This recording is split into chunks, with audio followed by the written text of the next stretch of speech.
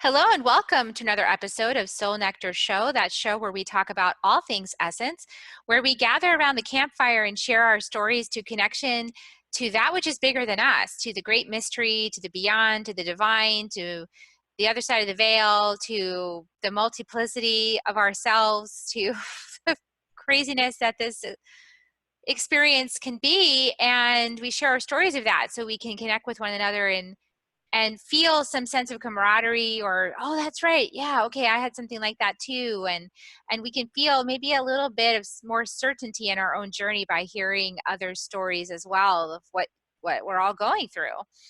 And I'm your host, Carrie Hummingbird. I love these conversations. They always illuminate me, and I'm always delighted by where the flow is going to take us in a conversation and what's going to unfold in the opportunity here. So I always love to take people on these journeys within themselves and to find out all about themselves and what they're here for. And so if you're interested in that kind of journey, we go deep in my butterfly circles, and those are starting up key points in the year: January, May, and September. So check out that information on my website, carriehummingbird.com. And in the meantime, today's guest I love because of a common lineage. We've both trained with the Four Winds Light Body School and gotten our lineage initiation with the Karo shamans in Peru, and it's very exciting. And so today is my guest, Amber Winston. Welcome, Amber. Hi, thank you for having me. Yeah, I'm excited to have you here. So Amber is a spiritual advisor, ritualist, and orchestrator of the divine. She has, like I said, trained with the Four Winds in Peru and in Chile and Germany at the Four Winds Light Body School. She's the founder of the Return of Ritual and believes sacred ritual has lost its place in our modern society. I completely agree. It's her mission to help bring it back and to help people remember who they really are before society took over, and recall what they're meant to do on this planet without hesitation. So were you just born knowing that you needed ritual in your life, or did something happen that woke you up to that? Something definitely happened that woke me up to this. I can describe it as the house flood of 2017. I was living in my parents' house at the time down here in Southern California, and with my boyfriend. And I had two different men come into the house, one of my girlfriend's husband and another guy. And they had randomly said at two separate times that there was kind of a funky energy in our house. And I found that to be very peculiar because at the time I was studying classical feng shui, and I was really starting to work with the energy in the home and the environment. And so I was constantly smudging and clearing my home, and I felt like the energy was very pure. So to get these two kind of non-spiritual dudes coming in and saying, hey, there's something funny in your home, kind of perplexed me. And so I decided I would call my teacher and share this with her. And she encouraged me to reach out to just a soul sister and have somebody neutral come into the space and perform a space clearing. So I called my dear friend, Nikki, and she came over on Sunday and she performed a beautiful space clearing. It was really, really sweet and special. And then Monday morning, I wake up and I roll out of bed and I step into about a foot of water. And I start panicking, my house is flooding. And so my logical brain is like searching for where the leak is to like turn off the water. And then very quickly, my spiritual side is like, hold up. Your girlfriend just performed a phenomenal space clearing in your home.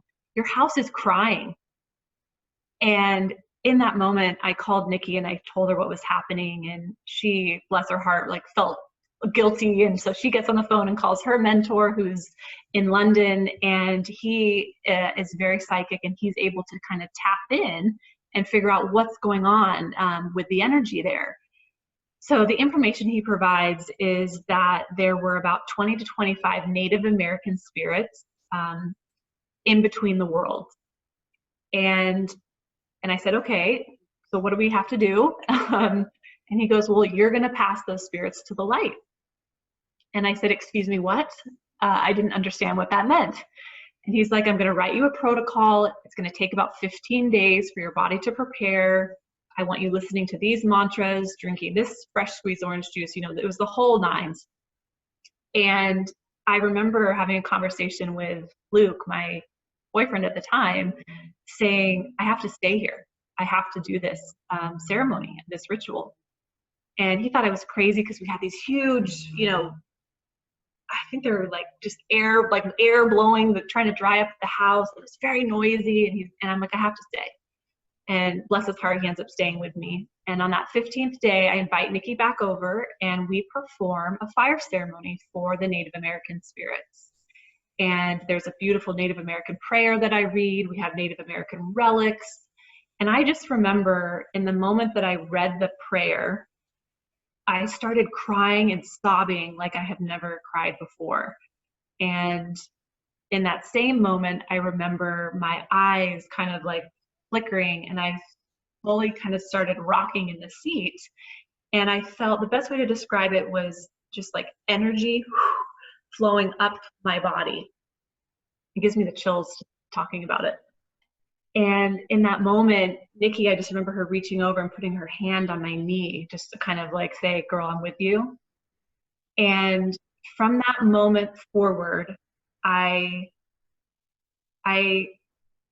didn't know what to do because I couldn't just start talking to everybody I meet or all my people in my social circles about what had just happened because I believed that a lot of people would think that I was going crazy. And so I started to search. I started to find the elders in the community, the shamans in the community, people that I could really talk to and then kind of be coached into knowing that this is okay. Like what you've done, you've had a physical experience, but it's normal and here's how you can work with it. And so I found a woman here in Carlsbad named Patty, and she is a shaman and an elder in the community, and I started to work with her. And I resisted for a really long time. I resisted for about a year. I didn't feel safe doing this work. But every sign was kind of like pointing like, Amber, you know, you need to go down this path. Like here, we've given you a physical experience in this 3D world, in your physical body. Is that not proof enough to go? And I was like, nope, not yet. And I still resisted. But Patty, bless her heart, I worked with her. And she was the one that finally said, you know, here's the path. You're being very called. Please go. And I finally said, okay. And so that's really when I started to study shamanism. And I went down the same path that you went down with the four winds, and studied the medicine wheel, and just so much unfolding happened for me personally, you know, so much self-work. And then I would say that, you know, I just continued to follow the breadcrumbs of life. And one thing led me to the next, led me to the next, led me to the next. And then here I am now just really working with ritual, working with ceremony, and working with people and helping them kind of remember their true essence and why they're here and what they're supposed to do, and kind of work through all these filters that we have or these social conditionings that we have that I still continue to work through. Oh, I love that. The story of the like almost like your house clearing and your honoring and the ritual you had for the Native American spirits is like, I can just feel that power of being a conduit between the worlds and having energy flow through you, you know, like releasing the spirits, basically releasing them through your vessel, like allowing yourself to be a conduit of healing and like a vehicle of transportation actually for these lost souls, these ones that were like lost between places, to transcend is like really gorgeous. And yeah, there's not a lot of words for it. It's like when that happens, how do you describe that to people? It's such a profound experience. I actually had a medicine journey recently where as part of the journey, it came to me that I had an opportunity to offer my vessel as a space for forgiveness for my ancestors, because knowing that, you know, all of our ancestors' life's experiences are stored in our bones and in our cellular memory. that it's what guides us to know that something is something we should do and something isn't something we should do, right? But at this point of our elevation of our consciousness, we're stepping into self-actualization, which means we're stepping into self-mastery and deciding what's best for us in this life journey. And so some of that information from our ancestry really serves us and some of it doesn't. And especially like unforgiveness of any kind really doesn't serve us, but there's a lot of unforgiveness in all of our ancestral lines. So I had all this awareness during the middle of the ceremony, and I was like, okay, this is an opportunity. So I spoke to my ancestors, and I was very brave. I said, okay, all of my ancestors, whoever wants to forgive something right now and let it be forgiven and free me of it, as your daughter, as your granddaughter, I am willing to be that vessel right now. So I just allowed myself to be used at this. And I felt something similar to what you said you felt. Like I felt like first of all, there was just like, it was like rushing energy coming in, like, shoo, and then like, it's like it like came in and then released, and then came in and then another, and it was like just like snowballs being thrown, like energetic snowballs being thrown through me, and then just exploding and just shoo, and being released. And it felt like a lot of cold air was emanating from my body at that point, and I was shaking and trembling, and like it was a lot of force. And I was just I was holding my hands like in this prayer formation, just like I honor my ancestors as like all of this was happening. I was like sort of bracing myself for this purging, this energetic purging to happen. It was really fascinating. It sounds similar to what you might have experienced. Yeah, and I actually realized that there's a word to describe this work that you're so beautifully describing, the hollow bones, the hollow vessel, and kind of using your physical body as transportation. And it's called psychopomp work. Yeah. So when I learned that there was a word to describe this, I was like, oh my gosh, thank you. That's what I'm doing. Yeah. Yeah, I realized, and that as a psychopomp, it's been a really interesting journey because I don't know what your experience has been like with it, but because I have this capability, I noticed that I've been aware of a lot of different voices that aren't necessarily all mine, but I'm just more sensitive to hearing or feeling or perceiving them, these voices or presences. And it's like, okay, that's, so getting discernment around who I am has been really, really important. Like getting that center line about who is Carrie. And then from that place, I can become aware of other, presences in my sphere, whether it's ancestors or whether it's a guide or whether it's, something here to support me or my higher self. So like there's a lot of discernment that goes into this navigation system for being a psychopomp. Absolutely. Yeah, I would agree. And, I've had maybe a couple experiences since the house flood, where actually, that's not true. I would say that now this hollow bones, this hollow vessel work is really expressed through just healing sessions with clients one-on-one, where I can, it's the same sensation where I feel that there's a higher power working through me. And I would say that I'm more just a knowing, like a deep knowing. So I don't get many voices at this time, but who knows what might happen in the future.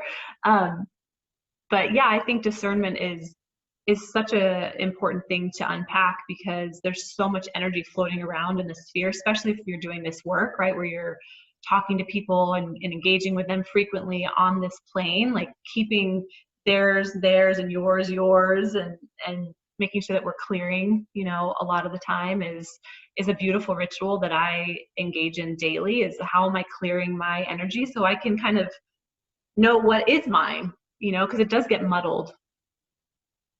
Yeah, it definitely gets muddled. It's like, and every new client that comes in has their own ancestry. So they've got their own spirit team and their own ancestors and their own guides. Mm-hmm. And then I have my primary guide, that I work with, that works with me for healings. And sometimes people will see him his face, you know, as I'm doing the work. They'll look up and they'll see like this, you know, Native American man. They'll be like, oh, you look, you know, I saw him.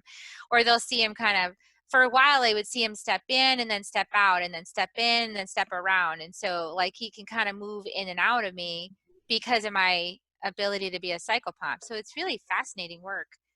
It's taken a while to realize what was going on. Yeah, it has. And I feel like every day I still am kind of working with this and becoming comfortable with it, because we do live in this world, right? And maybe more so for me, because I still do work in a corporate environment as well. And that's been part of my path and journey, is kind of bringing those worlds together. So I have to kind of really be flexing of, you know, People's understandings of reality. exactly, Yeah, exactly, because some people really, they haven't had the blessing of seeing beyond the veil yet. Like some right. people are really just stuck in the understanding of the third dimension, like this physical dimension, and they haven't yet had that, the cracking open of the egg, so to speak, in order to witness another layer of reality or presence that we're able to access for whatever reason. And so it's sometimes hard to explain it to people that haven't had that sense yet, that haven't had anything to open them to that yet. Absolutely, I would agree. Yeah, and I think a lot of the work for me there has been, um, you know, depending on my audience, I would flex. I'd be like, you get corporate Amber, professional, very driven, successful, or you get hyper spiritual Amber on the other hand. And depending on who I was with, they would get a different version of myself. And so a big part of my work and my journey and my processing has been bringing both parts of myself together and alchemizing those and showing up fully as just Amber and all parts of myself. Yeah, and that's a really tricky space because not everybody is understanding of the spiritual journey, Right. and how that is everything that is. And so being able to be a translator for that experience is helpful. And our own journey is the embodiment of that, you know, our own journey of coming into peace with the various aspects of ourself Mm-hmm. to bring harmony inside here with the various aspects. Like if the corporate me, like because I have a similar journey of like, you know, 20 years in high tech in Silicon Valley and all of that kind of like really left brain stuff where details are important and it's got to be factual and all this kind of like research based and proof based. And Yep. then this other model is like experience based. It's intuition based. It's feeling and sensing based. It's like, you know, it's true because you experienced it. So you don't need somebody else to validate it. Right. So like those two worlds and like bringing them together is challenging because people on both sides are like, you know, it's, I don't like spiritual people. They don't like all this like factual stuff, you know, it's Right. like whatever you think is true, whatever. And then on the other side, they're like, yeah, but how do you know that you know that? Because I didn't have an experience of knowing yet, you know, and I'm still in the proving or factual or looking outside of me for the answers part. So this is really the work, is to bring the two together.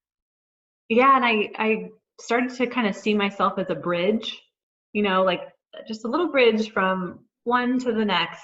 And I've also been really inspired to actually bring what you said, the feminine, back into the workplace. So that's been something that I'm exploring, you know, something as simple as maybe when I have my menstrual cycle, that I'm not going into the office, right? That I am taking a day to be at home and to just nurture myself and wrap myself up in the most, you know, comfy blankets and socks and have hot tea and just have a day. And I want to inspire other women to do that, that might be working in a corporate environment, to nurture their feminine essence. And then how do you kind of go back into work and lead as a feminine leader, and bring in, you know, ebbs and flows, that you're not constantly driving people. It's like, you know, that there's a natural cycle of things are going to be really productive and then there's going to be a lull, and that's okay, you know. So that's something that I'm also continuing to explore, is the feminine, you know, the feminine rising and awakening in a very masculine dominant work environment for most people in the United States and probably the globe. Yeah, how to introduce people to that, because there's a lot of fear about, you know, there not being productivity every single moment of every single day. And this is why people are burned out. You know, people are totally burned out, and then they need the medication to help them keep going, or the alcohol, or the, you know, the Mhm. drugs, or the fix, or whatever it is. You know, I'm going to work hard and play hard. That whole thing, that paradigm doesn't work for me. It hasn't worked for me in a long time. And Yeah. you know, I was in the middle of that. Like, I was an entrepreneur, so I was totally like, I can, and I'm a manifester, so I'm like, I will do this, I will do this, I will do this, and I get tendencies to overwork. Hmm. And I've had to learn through this spiritual path, like a total immersion in the spiritual path, that that doesn't serve me at all. And what serves me is, if I want to go deep and have like really profound insights and big transformations within myself that then I can then share with others, that requires space.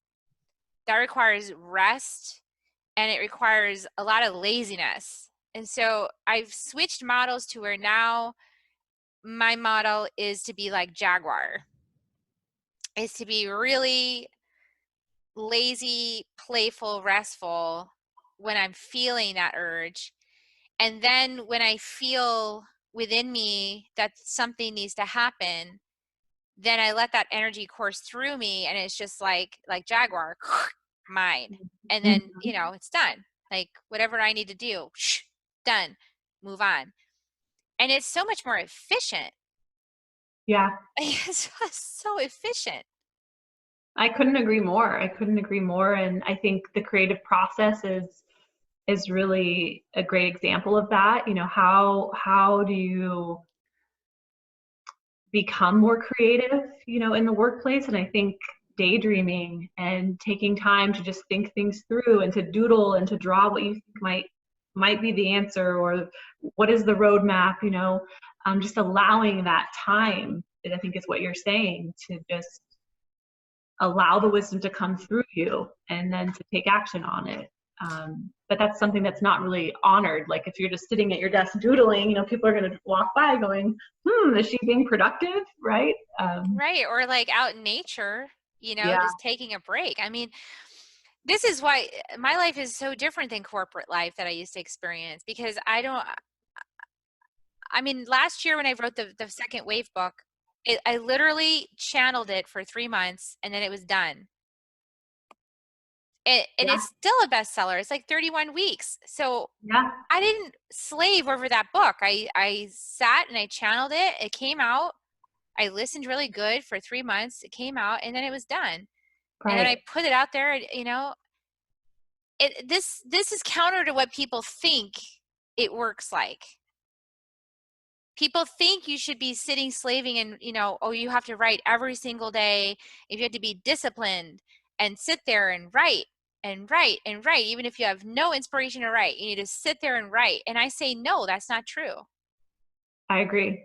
It's a I lie. agree. Yeah. And I think that, you know, you have to experiment. So if you're listening to this and you know, are super spiritual, but you still have some sort of a job where this is kind of the expectation, it's almost, this is the invitation to explore and like be that person that starts to bring in the feminine or the spiritual into these environments. And that's how we're going to level up, and how we're going to introduce a new way of working. Yeah, a new way of working that doesn't require you to be a slave to your desk or your office or the indoor lighting system, or, Exactly. you know, disconnection from the earth and outdoors, and getting some sunlight, and, you know, all these things that cause inspiration to happen, you know, when Yeah. we're not totally overworked and overstressed to the place where we're depleted. And as women, I feel like we're extra sensitive to the depletion, like, Yes. because especially like as we step into being a wife or a mother or something like that, a role, there's like an expectation of nurturing too, Hmm. which is like, it's like sucking you dry, you know, if you're not replenishing yourself. Yeah, I've worked in the corporate world for about 10 years, and I've dealt with a lot of health challenges as of late.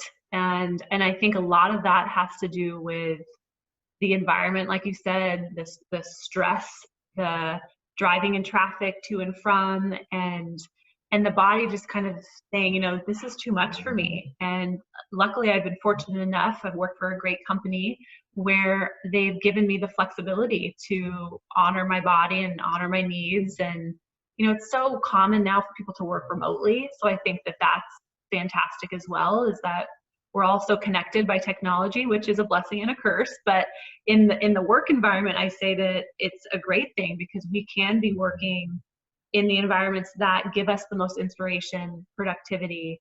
And I think that that's part of the change. Like that's what we're seeing in the corporate world, is that they're shifting, right? They want this to be, especially for the younger generations, you know, millennials, we don't want to be tied to a cubicle. You know, we want to be free and creative. And so I think companies are waking up to that, and that's how they're going to retain, you know, good workers and attract good,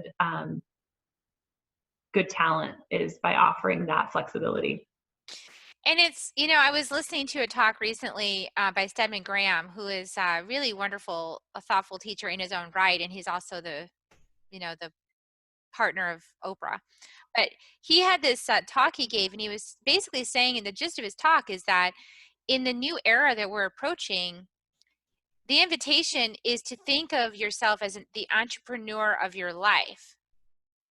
So as the entrepreneur of your life, you got to learn how to self-master your own body and your own, what's right for you, not what everybody else expects, but what's correct for you and your body and your system. When are you the most creative? What gives you the most excitement and juice to get stuff done? You know, how do you do it? And that's a lot of self-inquiry and experimentation. It absolutely is. Yeah. And that actually reminds me of a story that I think might be beneficial to share now, which was when I first experienced failure in a really big way. The company that I worked for did a competition similar to like a Shark Tank, if you've heard of that show. And you have to go in and you pitch an idea. And I like, oh, I have a really great idea. It's all about holistic health, you know, spirituality secretly. And I went in and I pitched this idea to the investors, and they liked it, and I ended up winning this competition. And so through that experience, I was pulled out of my role, and I was basically an entrepreneur, and I was trying to run a startup with this new business concept. And so I became the entrepreneur, right, of this business. But bigger than that, I became an entrepreneur full stop. Like regardless of if this business was successful or not, that fire and that passion within me was lit. And I worked on that idea for about a year. You know, I was going into these board meetings and presenting the findings, and was learning so much and growing so much through that whole experience. Because I kind of felt like a shaman in the boardroom, you know, like Yeah. like incognito, that what I was doing was really bigger than me, and I was trying to help more people and really promote alternative medicine and holistic healing. Well, I worked on it for a year, and I remember going into my last board meeting, and I remember the investors saying that, you know, they're no longer going to invest in this idea. And this was February actually of last year, so it's my 1 year since then. And I was devastated. You know, I was really heartbroken. For the first time, I would say in my whole life, I experienced failure. I felt like always very conditioned to get straight A's and go to college and get a great degree, and then get a really good job and have a good career and find a husband and get married to them and buy a house, you know, very kind of regimented, which I think most people kind of follow that path or not. I felt like I followed that path. And so to have this failure, you know, in my mid 30s, it was a big wake up call for me that, wow, I have failed. You know, I didn't personally fail, but the idea failed. And from that moment on, I used kind of that experience of failure, that taste of failure, the essence of failure, to propel me forward. So I called it failing forward. And the reason I share that is I realized that entrepreneur working on that concept, that wasn't the concept. And very clearly, sitting here a year later, I see that the concept is return of ritual. It's actually helping people remember who they are, why they're here, help them get them to do that work that they really should be doing, the soul calling. And how do we do that? It's through ritual and ceremony. Yeah, you took what you learned and you applied it toward something more true. Yes. So this is what I love is the universe always says yes. Yeah. It's just that it says yes, and you need to learn this. Yes, and now you need to learn this. Yes, and now you have to learn this in order to get to the place you want to go. It's always saying yes. I love that. So it's never going to say, forget you. It's going to say, yes, you want that. Well, if you want to get to the top of the mountain, you got to climb. So you said you wanted the top of the mountain, you got to climb. You got to climb up there. Right. It's not going to get teleported up there. You've got to climb up there. So every time I make, and people always make these I love people that make all the intentions, you know, like they start the intentions and then they're like, but I didn't get it. I was like, you got exactly what you asked for.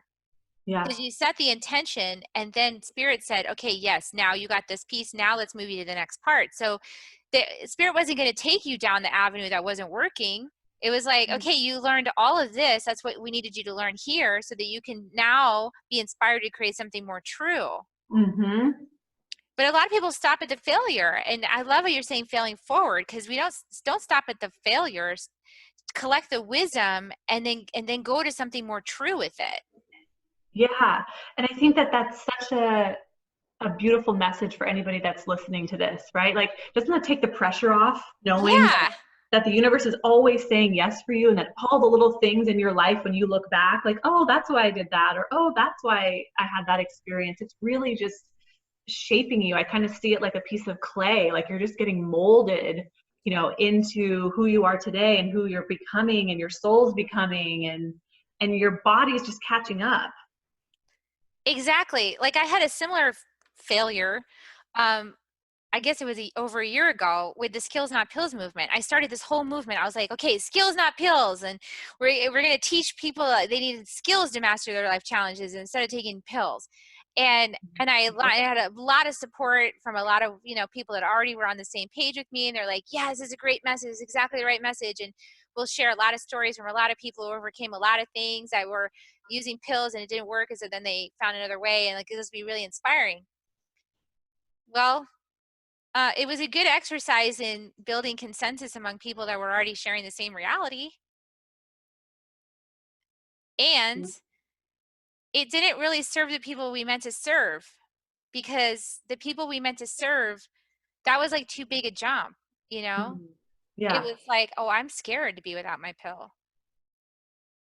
I don't know what that looks like. I don't think that could happen for me. I don't know how to navigate that. That looks too scary. It just didn't really, and there was judgment wrapped up in it, like they were judging themselves. I think there was some judgment. And so it was like it was a polarity. Like I created a polarity without Yeah. realizing it or without wanting to. Right. So then I got to play with polarity. Well, what does polarity do? Does polarity bring us forward? So I learned a lot of lessons from that. And I learned that I was playing in an old paradigm in my own life. I wasn't playing in the new paradigm. I was engaging in the old paradigm. Yeah. So I left the whole paradigm. I said, well, that doesn't serve me. And then I opened to what spirit wants me to do. So all the skills I learned in that process, I use today. I mean, that's how I'm having these conversations about the second wave and bringing in people like Amber to the show to illuminate all these people that are part of this wave. And it's an opening, and it feels really juicy and yummy and welcoming.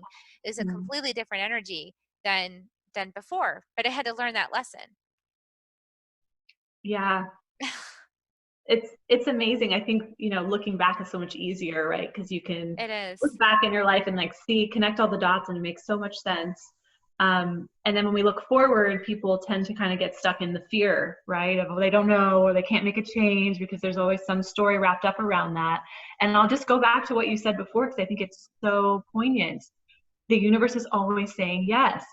So it's like, that should take the pressure off and make you feel a little bit more excited to like put one foot in front of the other and keep going for what you already know inside of you is the direction you're supposed to be going.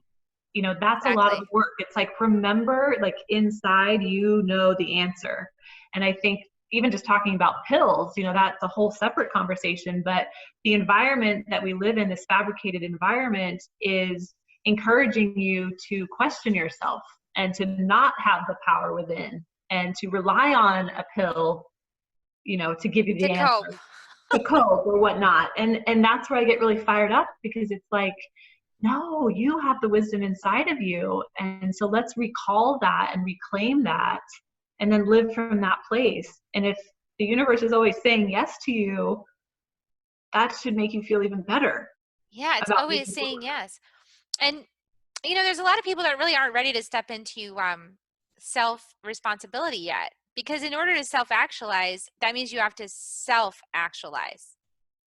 Yeah. You got to walk a path of mastery, and when you go through a program like the Four Winds Society, like we went through, it's tough love. Like, it is tough love, because Alberto will sit there at the front of the room and say, everybody in this room has mommy daddy issues. Right. And we just calls it out, right? I'm sure he Yeah. said that in your groups, because he says it all the time. So it's just like, it's really us claiming our soul's journey and not getting stuck in the small version, Mhm. not getting stuck in the small powerless version, but claiming our power through whatever happened to us. You know, whatever it was, whatever trauma we experienced, we can claim Absolutely. that as our power. Yeah, it's like getting to know the shadow side of yourself and then using that as your biggest ally, you know, and that's where the work is. And that's, I think that's the invitation, you know, that this energy medicine offers people, is a really safe, beautiful, held environment for you to actually go into the darkness. And if you're, you know, if you're trying to change or transform, we often have to go into the darkness a little bit, and that's okay. And so I think that's, you know, Carrie, what you do so beautifully is you usher people through that, and that's what this work is intended to do. You got to go there in order to make some leaps forward, and And that's what we that's do, why, right? We that's have to what do we it do. ourselves. Yeah. And that's what ritual and ceremony is really good for, is a vehicle for exploring some shadow while creating some beauty, and so that it's all feels good. Like the despacho ceremony that we learned from the Carol shamans is a prayer bundle. Yeah. And so we make a beautiful prayer bundle with all the flowers and this gorgeous, beautiful concoction of flowers and beans or whatever else you want to put in there, gorgeous leaves and things. And then a lot of prayers about, oh, I'm so sorry. I really screwed up. I did this thing and boy, I wish I could forgive it. Like, all of that dense, shadowy stuff goes into this beautiful ceremonial offering. So we're creating beauty from our pain. We're creating beauty from our lessons. We're creating something gorgeous. And when we're done with it, we sit back, we've acknowledged our mistakes. We've said, I'm sorry, mea culpa. We put all of our feelings in there, and we put our wishes in there, and our prayers and our love. And when we sit back and look at it, it's beautiful.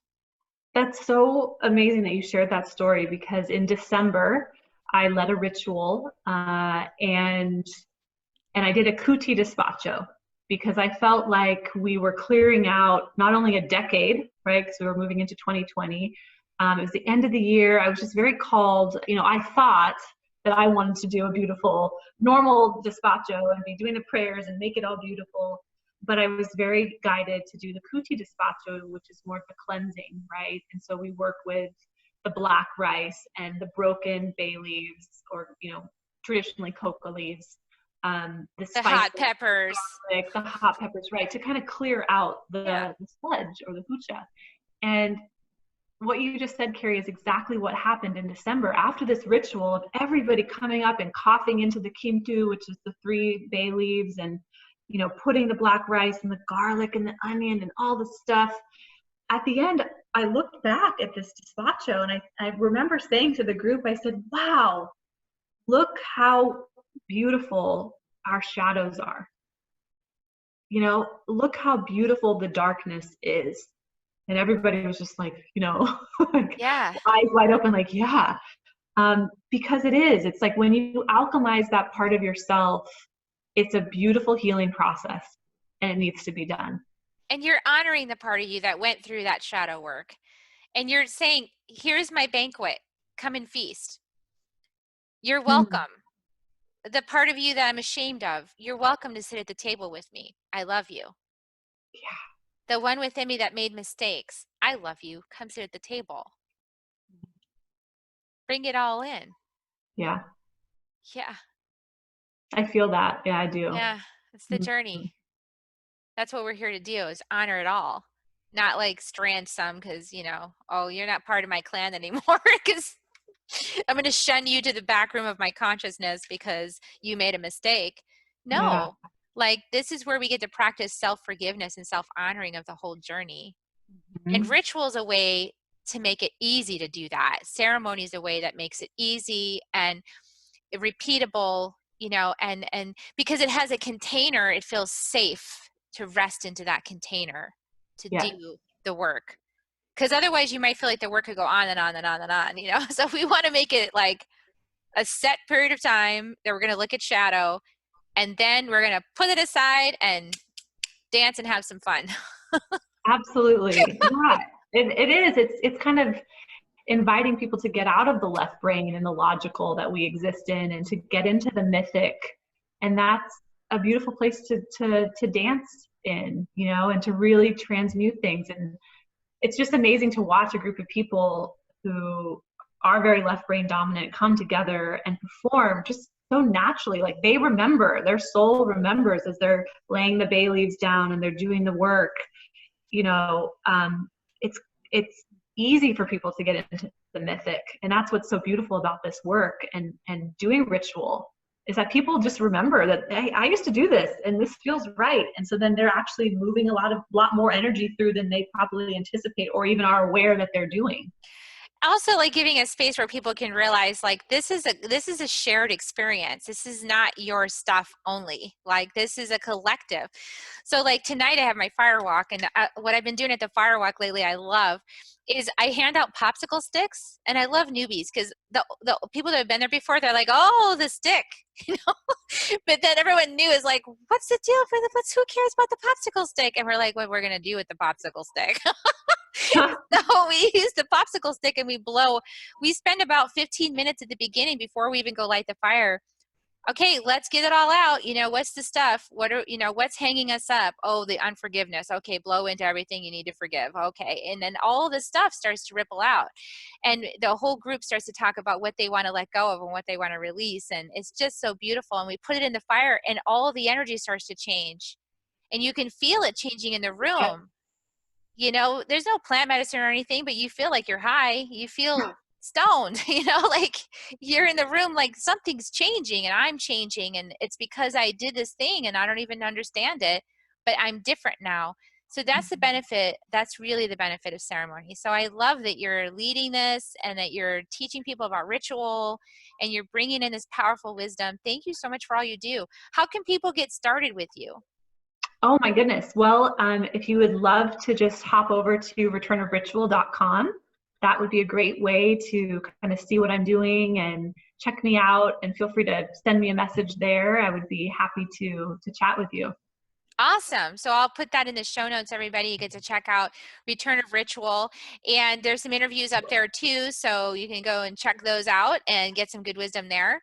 And okay, so what I'm going to ask you to do now is to like and share and comment on this interview and share it out everywhere, everybody, because that is what helps people find this wisdom so that they can incorporate this into their own lives. So give us a good rating on iTunes, give us a good rating on YouTube, wherever you find it, share it on social media. We appreciate you. And now we're just going to give everybody kisses. You ready to give people kisses? Sure. Okay, here they come, everybody. Mwah. Mwah. Love you guys, and we'll Love see you you. next time on Soul Nectar Show. Thank you.